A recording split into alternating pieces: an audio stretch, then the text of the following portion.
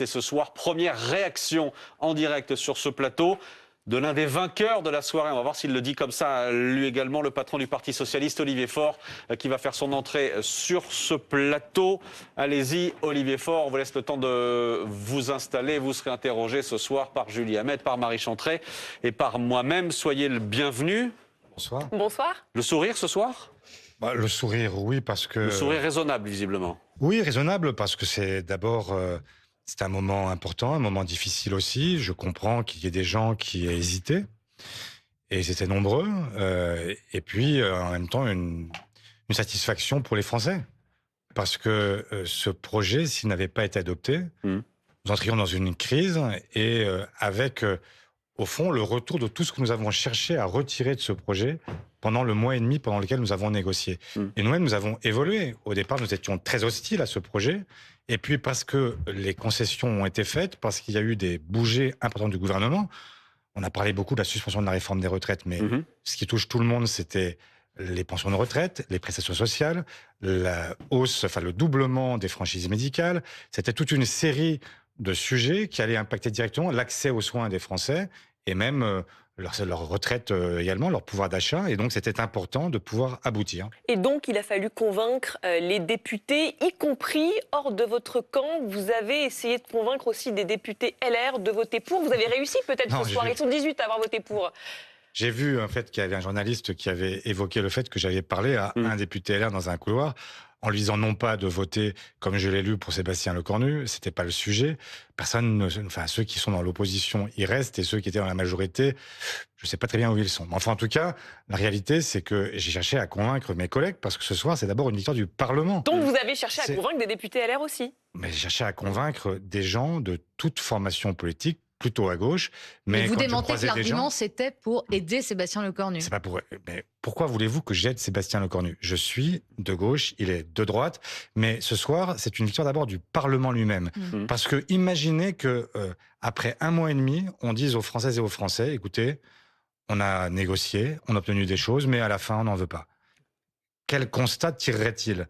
Je sais bien que il y a des gens qui se nourrissent de l'antiparlementarisme et qui considèrent que le Parlement, ça ne sert à rien. Eh bien, ce soir, le Parlement a montré qu'il servait à quelque chose, et qu'après un débat nourri, qui n'était pas médiocre, qui était un débat important, intéressant, avec des positions qui se sont exprimées, on a pu, à un moment, trouver un chemin qui n'est pas le chemin de quiconque. En réalité, c'est vrai que la gauche aurait adopté, certainement, si elle était majoritaire absolue, un autre budget, et la droite, mais l'évidence, c'est que c'était pas son budget. Vous entendez, Olivier Faure, ce soir, le tombereau de critiques qui s'abat sur vous et sur les socialistes, notamment venus de la gauche, notamment venus de la France Insoumise. Oui, devenu de la France Insoumise, je voulais citer ce que disait tout à l'heure Mathilde Panot, qui disait que vous et les Insoumis, vous aviez été élus sur un mandat de rupture avec le macronisme, et que vous ne respectiez plus ce mandat-là, ce mandat de rupture avec le macronisme. Qu'est-ce que vous lui répondez ? Mais Mathilde Panot, ce soir, elle a voté en réalité contre le fait que désormais, eh bien, par exemple, les pensions de retraite vont pouvoir être réindexées, qu'on va pouvoir... Indexées sur l'inflation. Oui, mais enfin, c'est quand même un problème. C'est que si on avait voté contre, on serait revenu au projet originel avec les ordonnances. Et qu'auraient obtenu les Français ? Le gel de leurs pensions, de leurs prestations, le doublement de leur franchise médicale. Bref, vous connaissez l'argument des Insoumis sur ce point-là. C'est-à-dire que si on allait aux ordonnances, il y avait censure et le gouvernement tombait, parce que vous auriez voté et vous auriez fait tomber aussi sans doute le gouvernement. Écoutez, je ne fais pas de politique fiction. Moi, ce que je sais, c'est que les Insoumis ont été capables... Vous venez d'en faire de la politique fiction en disant si on n'avait pas voté, il y aurait les ordonnances. Parce que c'était le cas. Il y avait des ordonnances qui étaient évidemment derrière. Et moi, ce que je vous dis, c'est que quand je vois que les Insoumis, qui se sont battus avec moi dans la rue contre la réforme Borne, ont voté, tenez-vous bien, contre la suspension de la réforme des retraites. Contre. Pas abstention, pas parti faire un tour pendant qu'on votait là-dessus. Non, ils ont voté contre. Quel est le sens de gens qui se sont battus et qui disent « mais parce qu'on n'a pas tout obtenu, c'est pas encore l'abrogation, donc la suspension, c'est pas assez, donc on vote contre ». Enfin, moi, quand j'ai une victoire possible, maintenant, pour les gens, pour ceux qui vont pouvoir partir plus tôt à la retraite, je la prends. Parce que c'est comme ça qu'on doit faire de la politique. C'est pas en inventant des grands soirs qui ne viennent jamais. Parce que moi, je veux bien aller jusqu'au bout de votre fiction. On aurait dissous. Et qu'est-ce qui se passe ? Est-ce que vous pensez sérieusement que la France Insoumise serait majoritaire à elle seule au Parlement et qu'elle pourrait imposer l'abrogation de la réforme des retraites ? Tout le monde sait bien que ça n'est pas le cas. S'il y avait demain une démission du chef de l'État, est-ce qu'on est sûr que Jean-Luc Mélenchon serait élu ? Est-ce que vous pouvez me dire, vous, à travers les enquêtes d'opinion, alors que les enquêtes d'opinion disent exactement l'inverse, elles disent que c'est le plus mauvais candidat face à Jordan Bardella au second tour, qu'il serait battu à plat de couteau. Mais au-delà des sondages, vous le dites aussi, Donc, vous le dites aussi, vous, que ce serait le plus mauvais des candidats? Mais je regarde les sondages, je ne suis pas sondeur. Je dis simplement que l'évidence, c'est qu'il parvient, lui, à unir toutes les droites entre elles contre lui. Mais c'est pas là le sujet. Ce que je veux dire, c'est que les gens qui attendent le grand soir, il n'est pas encore à notre porte. Et donc, si on n'a pas de grand soir, au moins qu'on n'ait pas des matins blêmes avec des gens qui découvrent demain matin que finalement, leurs pensions vont diminuer. On est à la veille de Noël. Oui. Est-ce que vous pensez que les gens, ils veulent qu'on leur dise, mais vous savez que si demain il y a une élection présidentielle, peut-être qu'un homme ou une femme de gauche l'emportera et donc à ce moment-là, vous serez récompensé de vos efforts. Non, ce qu'ils veulent savoir, c'est maintenant ce qui peut se passer et savoir que l'année prochaine, leur pouvoir d'achat sera préservé grâce à nous. C'est ça que j'ai cherché dans ce débat-là et uniquement cela. On évoquait les critiques acerbes de la France insoumise, elles sont aussi venues de la part du Rassemblement national, sans surprise. Et quand on regarde cette photographie de qui a voté quoi aujourd'hui dans cet hémicycle, est-ce que on constate que ce bloc central s'est élargi au Parti socialiste? C'est assez étonnant de le constater. Est-ce que vous considérez aujourd'hui faire partie finalement de cette majorité qui n'en est plus une, mais en tout cas des critiques qu'on vous adresse? Est-ce que vous faites partie de ce bloc-là en soutien finalement du gouvernement? C'est aussi ridicule de dire que je suis dans un bloc central avec les macronistes que de dire que LFI égale le RN. Je pourrais dire ça aussi, il y a un bloc qui s'est opposé, c'est LFI et le RN. Massivement, à l'unanimité. Unanimement. Donc est-ce que je dis ce soir que LFI et le RN c'est la même chose? Je dis que non. Je dis que ce n'est pas la même chose. De la même façon que quand moi je vote sur un texte avec des macronistes, avec des gens qui sont issus de ce fameux bloc central, je ne suis pas devenu macroniste, ils ne sont pas devenus socialistes. Mais donc vous êtes désormais dans une opposition utile, ce sont les mots employés notamment par Boris Vallaud aujourd'hui dans Le Monde. Est-ce que ça veut dire que dans les prochains jours, alors qu'on va parler bientôt du budget de l'État qui va revenir à l'Assemblée nationale, est-ce que là encore vous allez être dans cette opposition constructive et peut-être allez-vous envisager à nouveau des alliances avec le camp macroniste? Mais là-dessus, soyons justement, c'est bien que vous me posiez la question. En réalité, sur la partie du budget de l'État, on est pour l'instant très très loin d'être proche d'un compromis. Ce qui s'est passé en première lecture, vous avez observé que d'ailleurs tout le monde avait voté contre la première lecture, mais nous sommes très loin de la moindre concession qui a été accordée à la gauche sur un budget sur lequel nous demandons, nous, de la justice fiscale. Nous demandons à ce que ce ne soit pas toujours les mêmes qui payent, pardon, et qu'on ait le sentiment qu'à un moment, les ultra-riches ne sont pas les seuls épargnés par le budget. Mais vous avez pris soin de dire pour l'instant. Mais parce que je suis ouvert au dialogue toujours. Si demain, en fait, je prends un exemple qui n'est plus possible parce que le règlement de l'Assemblée fait qu'on ne peut plus réintroduire la taxe Zuckman, mais simplement pour être compris. Moi, je continue à la porter. Je continue à croire que si demain nous sommes majoritaires, nous devrons imposer la taxe Zuckman parce qu'elle permet d'introduire de la justice et notamment de faire payer ceux qui ne payent jamais rien et qui sont pourtant les plus riches d'entre nous. Mais ça, a priori, c'est un niet total. C'est un niet total en première lecture et de toute façon, parce que ça n'a pas été adopté en première lecture, nous ne pouvons pas y revenir en deuxième lecture. Mais il y a d'autres voies possibles. Moi, j'aimerais par exemple par exemple, sur la surtaxe de l'impôt sur les sociétés, il était de 8 milliards l'an passé, il est passé à 4 milliards cette année. Et le Sénat l'a même ramené à 0. Eh bien, par exemple, ça fait partie des sujets sur lesquels j'espère qu'on débattra. Mais on verra bien ce qu'ils sont prêts à faire et comment est-ce qu'on envisage ce PLF. Mais pour l'instant, je vous le dis, on est tellement loin que je peux même pas dire le compte n'y est pas. C'est que pour l'instant, il n'y a aucune voie de passage pour arriver Alors que ça vous semblait plus facile avec le budget de la sécurité sociale initialement ou le chemin était compliqué également? Ça me paraissait compliqué aussi, donc je ne dis pas que nous n'arriverons à rien. Je dis simplement que pour l'instant, l'évidence, c'est que nous n'y arriverons pas dans les délais qui nous sont fixés. Et donc, vraisemblablement, nous passerons par une loi spéciale pour éviter ce qu'on appelle le shutdown à la française, enfin pour éviter que d'un seul coup, budgétaire. Tout soit paralysé. Vous êtes convaincu que la loi spéciale sera l'outil utilisé par le Premier ministre ce soir? Je n'en sais rien. Ça paraît inéluctable selon vous. Mais ça me paraît...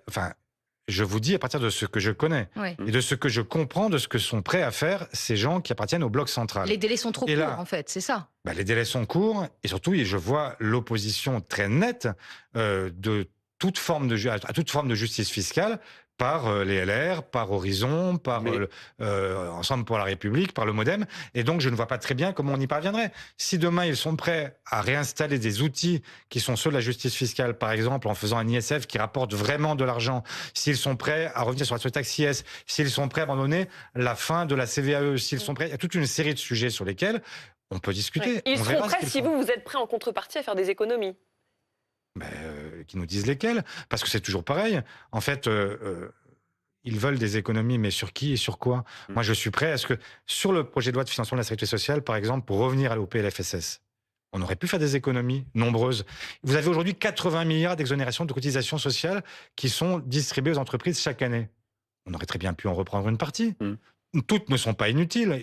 J'entends bien qu'une partie de ces cotisations ne sont pas payables par les PME, par exemple, et puis parce qu'il y a aussi une concurrence avec l'international et qu'il faut faire attention à ne pas faire n'importe quoi. Mais enfin, quand vous avez des entreprises comme, je ne vais pas les citer, mais enfin... Allez-y. Allez, LVMH, ST Microélectronique, Michelin, qui ont obtenu parfois des avantages considérables, qui distribuent des dividendes, qui sont parfois l'équivalent de ce que l'État leur permet de gagner en les exonérant de cotisations sociales. Est-ce que c'est normal? Est-ce que c'est logique? La réponse d'un socialiste, c'est non. Mais là, on n'a pas pu obtenir ces économies-là. J'espère que dans un avenir où nous aurons une majorité, nous pourrons le faire. Pour expliquer à celles et ceux qui nous regardent ce soir, là, il va y avoir des délais très contraints pour obtenir un budget d'État avant le 31 décembre. Et vous nous dites ce soir, c'est peu probable, donc il y aura une loi spéciale pour parer au plus pressé, pour glisser vers 2026 et pour, en réalité, reprendre en 2026 ces débats autour du budget de l'État. Qu'est-ce que vous dites ce soir à Sébastien Lecornu? On s'appelle, on discute, comme on a su le faire et trouver un chemin sur le budget de la sécurité sociale, peut-être qu'au bout du bout, dans quelques semaines, on peut réussir aussi à trouver un chemin sur le budget de l'État? Et j'ajoute, est-ce que vous vous êtes entretenu ce soir avec le Premier ministre? Mais je crois qu'il a réuni ses ministres, je n'en suis pas, donc en fait, et je n'entends pas en être. Donc il n'y a pas de... Non, je ne l'ai pas eu, et je sais bien que la légende se répand, qu'on se parlerait toutes les heures ou presque. C'est très loin d'être la réalité. Nous sommes chacun de notre côté. En fait, nous avons simplement... La seule chose qui nous a reliés, c'est que nous avons fait la même analyse du moment dans lequel nous étions.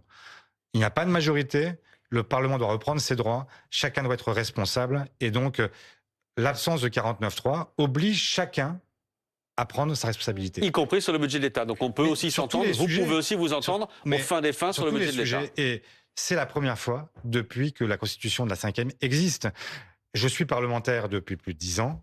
La réalité, c'est que je n'ai jamais eu autant le sentiment d'être parlementaire que ce soir. Pourquoi? Parce qu'habituellement, on arrive, on dépose des amendements, on les défend, parfois ils sont adoptés, mais à la fin, on sait qu'il y a un papa ou une maman qui arrive et qui dit « Écoutez, les enfants, vous avez assez joué, maintenant 49.3 ». Et là, c'est fini.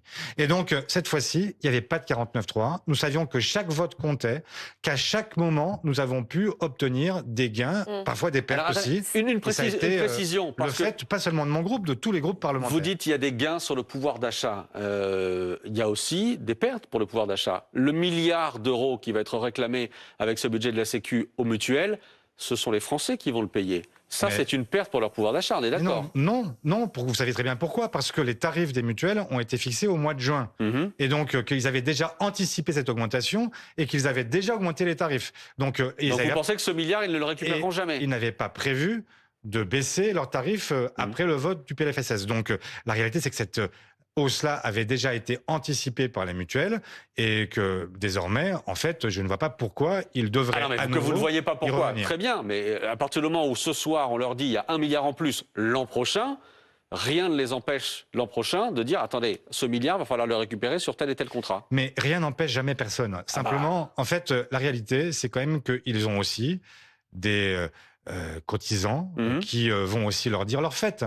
Ils vont aussi leur dire qu'ils ne peuvent pas, enfin ils n'accepteront pas de voir leurs cotisations augmenter indéfiniment, alors même qu'elles ont déjà augmenté l'an passé et que cette hausse de 1 milliard que vous évoquez, elle est absorbée déjà. Mais vous nous dites ce soir que c'est possible. En réalité, c'est possible, malgré tout. Malgré tout ce que vous dites, c'est possible qu'il y ait un rattrapage l'an prochain. Même s'il n'y a pas de taxe de 1 milliard, de toute façon, c'est possible. Nous ne contrôlons pas, et c'est heureux, nous ne contrôlons pas toutes les entreprises de France. France, quand on prélève des impôts sur les entreprises, vous pouvez avoir le même discours. D'ailleurs, je suis surpris que ceux qui s'interrogent sur la taxe sur les mutuelles ne s'interrogent pas quand on taxe les entreprises. C'est la même chose. Elles peuvent dire, on va le répercuter sur les prix parce qu'on veut des marges qui soient suffisantes. Donc, quand vous augmentez les impôts des grandes entreprises, elles peuvent dire, écoutez, demain, on le répercutera sur les clients. Donc, tout est toujours possible. Simplement, à un moment, il y a une rationalité qui doit jouer aussi. Et tout le monde doit jouer le jeu parce que le patriotisme, ça n'est pas simplement le fait des parlementaires, ça va être aussi le fait des chefs d'entreprise, des mutualistes, de toutes celles et ceux qui ont en commun notre pays. Vous l'entendez d'ailleurs, vous entendez l'inquiétude des patrons aujourd'hui encore qui signent des tribunes dans les journaux, qui disent que cette Assemblée nationale-là, elle est déconnectée des réalités économiques du pays, qui se disent inquiets, qui voient le déficit filer. Qu'est-ce que vous leur répondez ce soir ? Mais que le déficit filerait s'il n'y avait pas de PLFSS. Et que c'est précisément parce que nous avons voté un PLFSS. Mais il file toujours. Il file toujours, bien sûr. On est à plus de 20 milliards d'euros. Oui, on a un peu plus de 20 milliards d'euros. Mais si on ne faisait rien... En partie à cause du Parti socialiste qui a demandé des dépenses supplémentaires. En partie parce que nous avons cherché à protéger les Français, parce que nous considérions qu'il était impossible de demander à des gens qui ont déjà tant de mal à finir leur fin de mois de leur prélever en plus le montant de l'inflation. C'est ça que nous avons obtenu. Mais en fait, si on veut trouver de l'argent, nous avions des réponses. Nous aurions pu augmenter la CSG sur le capital davantage que nous ne l'avons fait. Nous aurions pu aussi supprimer des exonérations de cotisations.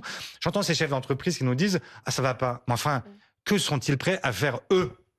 Est-ce que vous ne trouvez pas que c'est parfaitement anormal que dans un pays comme le nôtre, avec des gens qui se prétendent libéraux, qu'il y ait 211 milliards d'aides aux entreprises chaque année ? 211 milliards. Et ils ne veulent rien lâcher. Écoutez, moi, je ne comprends pas.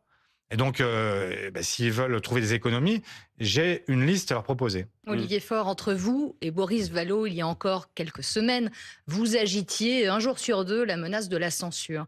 Est-ce que vous considérez ce soir que le Parti socialiste ne menace plus de censurer le gouvernement ? Ou est-ce que ce chiffon rouge peut revenir dans les prochains jours ? Mais vous avez raison de préciser, et tout à l'heure je l'ai dit en introduction, nous avons au fur et à mesure de la discussion évolué.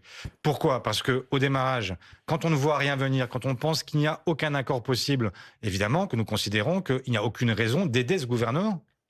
Et donc, quand les choses se passent bien, qu'il y a des compromis possibles, là, nous pouvons y compris aller jusqu'à voter un projet de loi de financement de la sécurité sociale, parce que nous avons le sentiment que nous avons pu protéger les Français. Donc en l'état ? Mais donc cette évolution, elle n'est liée qu'à une seule chose, c'est à l'évolution du gouvernement. Donc c'est pour ça que nous ne censurons pas le gouvernement. Mais si demain le gouvernement revenait avec l'idée de produire, je ne sais pas moi, des taxations sur les plus modestes pour équilibrer son budget, mais dans la seconde qui suit, la motion de censure, elle est déposée. Parce que nous ne pouvons pas accepter d'être en contradiction avec ce pourquoi nous avons été élus. Mais ce ne serait pas un peu culotté, après tout ce que vous avez pu obtenir avec ce budget de la Sécu ? Vous êtes encore là ce soir à nous dire, potentiellement, on peut le censurer. Non, je vous dis que encore si demain... Mais je sais bien que... Après ce que vous avez obtenu.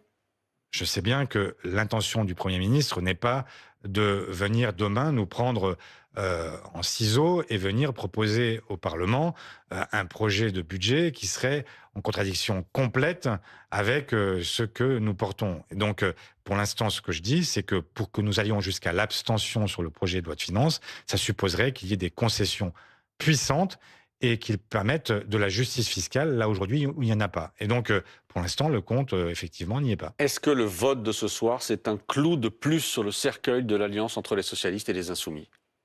Mais moi, j'aime pas parler de cercueil, de clous, de tout ce que vous voulez. Je suis en désaccord profond avec ce qu'ils font. Je ne comprends pas qu'ils n'acceptent pas l'idée de jouer le jeu du Parlement. On ne peut pas dire « je veux une 6e République qui soit plus parlementaire, où le Parlement serait enfin souverain, finir avec Jupiter ».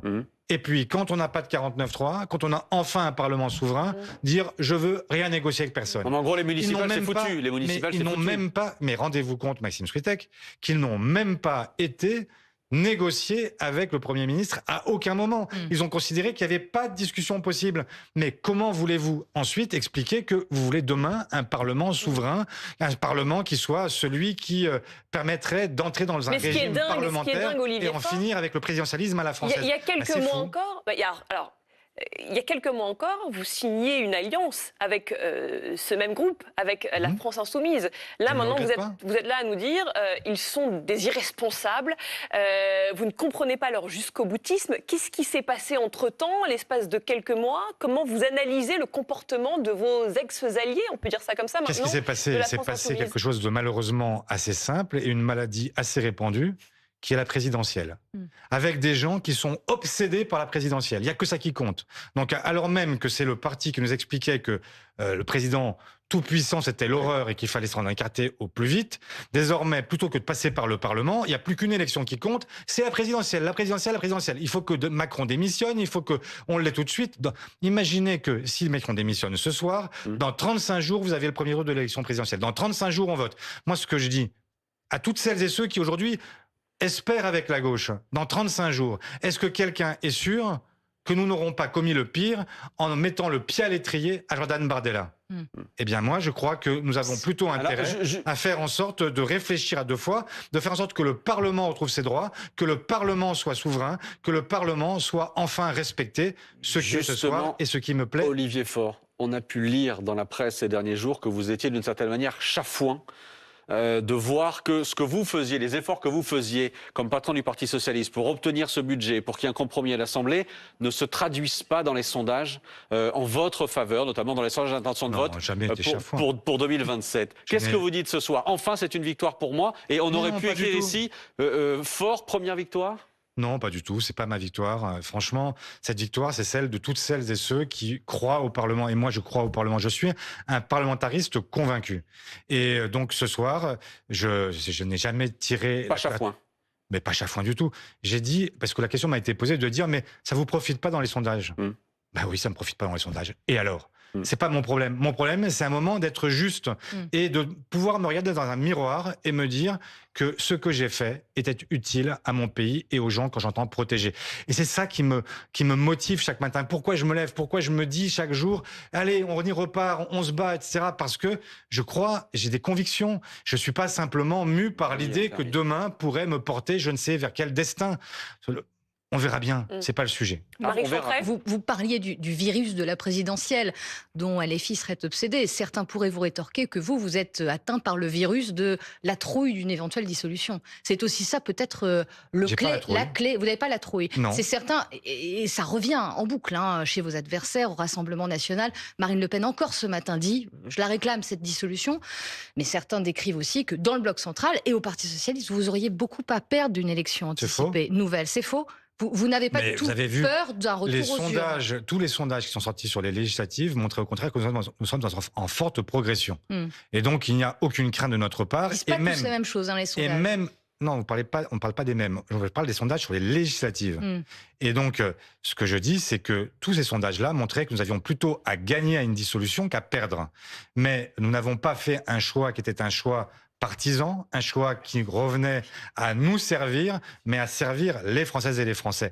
Et c'est quand même la grande différence avec ceux qui jouent. Il y a des gens qui font de la politique avec beaucoup de cynisme. Ça n'est pas notre cas. Si il y a une chose dont on peut nous créditer, c'est notre sincérité. Dans un moment comme celui-là, nous n'avons pas fait un choix qui nous favorise, nous avons fait un choix qui est un choix qui peut-être, d'ailleurs c'est ce que vous écrivez ce soir, vous marquez Le Cornu, première victoire. Mais moi je suis pas là pour servir Monsieur Le Cornu. Je suis là pour servir les Français. Et pourtant, peu importe ce que vous écrirez sur vos écrans de télévision, ça m'est égal. Ce que je fais, la fierté que j'ai ce soir, c'est de pouvoir rentrer dans ma circonscription et ce soir leur dire, les gars, les filles, vous m'aviez demandé de vous protéger, je l'ai fait.